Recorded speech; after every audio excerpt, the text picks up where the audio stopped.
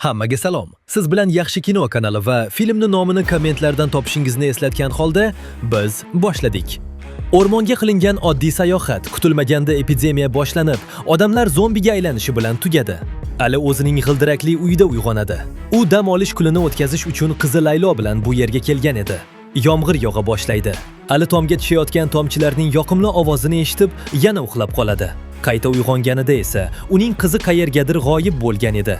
Ali ko'chaga chiqadi. U qizini chaqiradi, lekin u javob bermaydi. To'satdan qayerdandir vahimaga tushgan bir ayol yugurib kelib, Aliga zudlik bilan bu yerdan qochish kerakligini aytadi. Nima bo'layotganini bilmayotgan qahramonimiz ayolga benzin narxi oshganini va mashinaga odam to'lmasa yurmasligini aytadi. Lekin soniya o'tmay ayolni ortidan yetib kelgan g'alati quturgan odamlar ushlab olib yo'q qilishadi. Bir necha soniyadan so'ng ayol ham maxluqqa aylanadi. Ali darhol quyonni suradi va keyin o'ziga hujum qilayotganlar bilan xuddi jumon kabi mardonavor jang qiladi. Xayriyatki, Laylo paydo bo'ladi. Ali unga qochishini aytib baqiradi. Laylo o'rmon ichida yashirinadi. Ali esa zombilar bilan kurashishda davom etadi. Qaysidir lahzada u mashinaga yetib borib, tomiga chiqib borishga muvaffaq bo'ladi. Zombilar mashinani har tomondan o'rab olishadi. Endi esa sizlar bilan bir necha kun orqaga qaytamiz. Ali uy yonida mashinasini tuzatayotgan edi. Laylo onasi bilan skautlar lageriga bo'ladigan sayohat haqida gaplashmoqda. Erkakka bunday arzimas narsalar uchun katta pul to'lash yoqmaydi.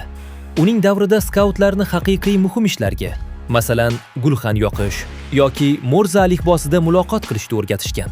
Ali qizidan gullarni terish, qanday qilib o'rmonda tirik qolishda yordam berishi mumkinligini so'raydi. Laylo esa o'rmonda yo'qolib qolish niyati yo'qligini aytadi. Ali hazillashib, unda uni skaut deb atash mumkin emasligini aytadi. Qizaloq xafa bo'ladi. Naomi o'z eriga dakki beradi va qizini ovutish uchun uning oldiga kirib ketadi. Bir necha soatdan keyin Ali uzr so'raydi. Qizi bilan ham yarashib olish uchun. Erkak uni o'rmonga sayohatga olib borishga qaror qiladi. Ertasi kuni ertalabdan ota va qiz yo'lga chiqishadi. Radiodan g'alati odamlar paydo bo'layotgani haqida xabar berishadi. Politsiyadan esa vaziyat deyarli butunlay nazoratimiz ostida. Qo'rqmanglar, shunchaki odamlar bir-birlarini qirib tashlayapti xolos, degan xabar keladi. Ali sukut saqlashda davom etayotgan Laylo bilan gaplashmoqchi bo'ladi. O'rmonga yetib kelgach, Ali dam olishlari uchun joy tayyorlaydi. U birgalikda baliq ovlashni taklif qiladi. Laylo kayfiyati yo'qligini aytadi. Birozdan keyin esa Ali qizini sayr qilishga ko'ndiradi. Lekin u tezda charchab, uyga qaytib ketishni istayotganini aytadi. Qizga dadasi bilan vaqt o'tkazish unchalik yoqmayapti. Yaxshisi, o'zingiz istagandek do'stlaringiz bilan choyxonaga boravering, deydi arazlashda davom etgan qiz. Ali buni inkor etishga urinadi. Keyin esa murosa taklif qiladi. Ular shu yerda bir tun qolishadi. Agar tongda Laylo yana ketishni istasa, ular uyga qaytishadi. Laylo bu shartlarga rozi bo'lishga majbur bo'ladi. Keyin esa ularning oldiga bir ayol kelib, o'zlariga qo'shilishni taklif qiladi. Ali va Laylo ular bilan dam olishni boshlab yuborishadi. U yerda boshqa bolalar ham bor edi. Shu sabab Laylo endi o'zini yolg'iz his qilmaydi. Kechga yaqin qahramonlarimiz mashinasiga qaytadi. Vaqtni o'tkazish uchun Ali kitob o'qiydi. Laylo esa kutilmaganda bu lager va undagi o'zi tengi yigit-qizlar bilan suhbatlashish unga juda yoqqanini tan oladi. Ali qizining fikri juda tez o'zgarganidan hayron qoladi va biroz yengil tortadi. Har ehtimolga qarshi u barcha eshiklar qulflanganligini tekshirish uchun ko'chaga chiqadi. Ammo shu joyda biz yana hozirgi vaqtga qaytamiz. Erkakning atrofida zombilar kezib yuribdi va u qizining ismini aytib baqiradi. So'ng uyga kirib, to'pponchasini oladi va eshikni ochib, bir nechta zombini tinchitadi. O'qlar tugaydi. Ali yana mashinalik uyga qaytib kiradi. Ayrim zombilar ichkariga kirishga deyarli muvaffaq bo'lishgan edi. Lekin u eshikka yaqin turgan tig'dan foydalangancha zombidan qutuladi va eshikni yopadi. Ali endi nima qilishni o'ylaydi. U kasallik tishlash orqali yuqishini tushunadi. O'zini asrash uchun u qo'l va oyoqlarini o'rab oladi. Keyin esa nafasini rostlab, Ali zinapoyani tushiradi. O'zi esa mashinaga sakraydi. Ayrim zombilar uni ushlab olishga ulgurishadi. Shunda ham Ali eson-omon mashina saloniga kirib olishga erishadi. Endi u mashinani yurgizishi kerak. Lekin aynan shu lahzada radaringa la'nat o'tolmaydi. Noiloj qolgan qahramonimiz esa signal raketasi bilan zombilardan birini farfarak qiladi va uyining tomiga qaytadi. Zombilarning birining kallasi ishlab zinadan chiqmoqchi bo'ladi. Ali esa uni payqab pastga uloqtiradi va zinani ham ag'darib tashlaydi. Biroq bu yagona muammo emas. U qizining ahvoli qanday ekanligini ham bilolmayapti. Ali telefon qilib, "Alo, Buxoro, Buxoro" deb baqiradi, lekin qizi javob bermaydi. Erkakning kuchlari tugab bormoqda va uyqusizlikka chidash imkonsiz bo'lib qoladi. Tushida u Layloni yulduzlar bo'yicha yo'nalish olishga o'rgatayotgan bo'ladi. To'satdan zombilar uni ushlab, qorong'ulikka tortib ketishadi. Bu uni uyg'otadi. Birinchi navbatda u uyning tomiga chiqadi va atrofni ko'zdan kechiradi, lekin yana qizi ko'rinmaydi. Xafa bo'lgan Ali xaritani o'rganadi. Zombilar esa bor kuchi bilan uyga kirishga urinishmoqda. Keyin Ali radioni yoqadi. Unda infeksiya manbai hali ham noma'lumligicha qolayotgani haqida aytishadi. Hech qanday dori foyda bermayapti. Hukumat ham chegaralarni yopmoqda. Omon qolganlar esa o'z uylariga qamalib, yangi xabarlarni kutishlari kerakligi aytilmoqda.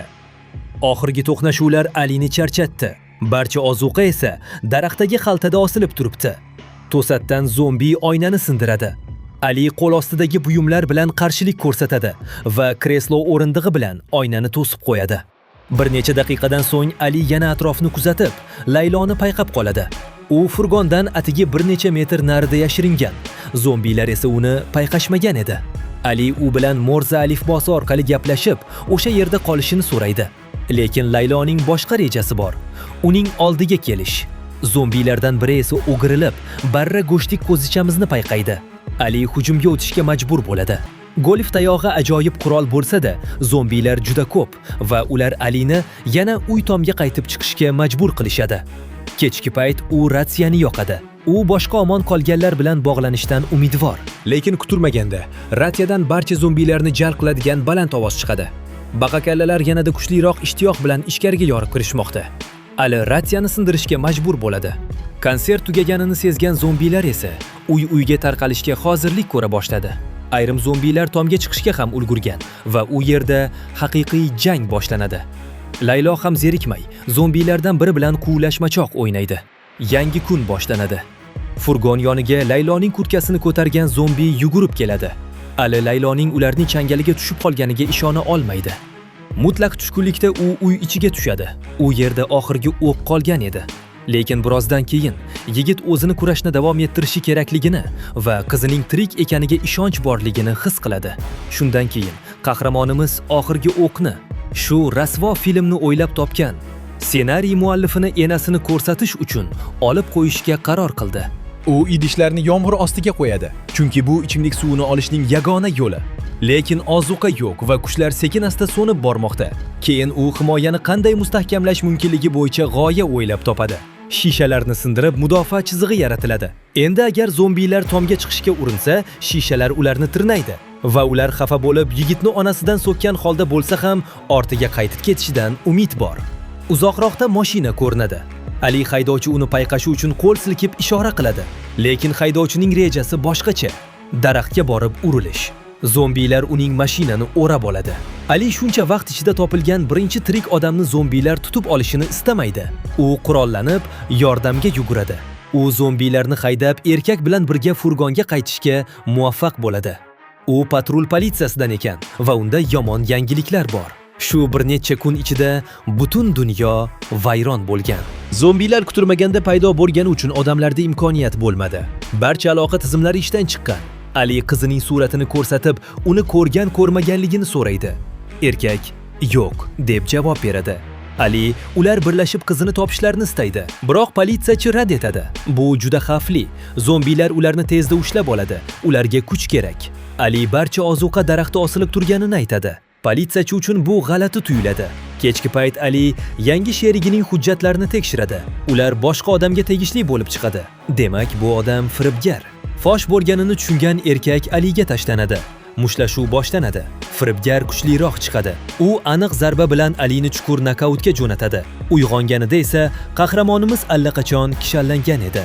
Bandit uni uzoq qarindoshlariga sovg'a qilmoqchi, bu esa Aliga umuman ma'qul emas. U mo'jizaviy tarzda bir qo'lini bo'shatib kishanni erkakning qo'liga soladi. Zombilar esa uni pastga tortib quruqlariga qo'shishadi. Ali vaqt unga qarshi ishlayotganini sezadi. Tongni kutib, u tomga chiqadi. Yaqinroqda tutum ko'rinadi. U yerda aniq odamlar bor. Ehtimol Laylo ham bo'lishi mumkin. U signal raketasini olib mashinaga yuguradi. Bu safar u o't oldi. Ali gaz pedalini bosadi. Biroq bir necha metr yurgach, daraxt bilan o'pishib salomlashadi. Zombilar Alini har tomondan o'rab olishadi. Yaqin atrofda gaz balloni turibdi. Ali aniq zarba bilan ballonni teshib, portlashga sabab bo'ladi. Mutlaqo barcha zombilar halok bo'ladi. Faqat Ali butunlay shikastlanmagan holda qoladi. Chunki u asosiy qahramon. Unga nima qilsa, yarasha o'g'radi. Tongga yaqin u tutun chiqayotgan joyga yetib boradi. Faqat qizini uchratish umidi unga taslim bo'lmaslikka kuch berdi va uning harakatlari besamar ketmadi.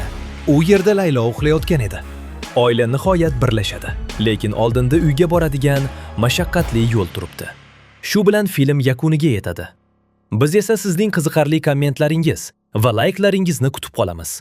Yangi videolarimiz orqali ko'rishguncha, xayr do'stlar.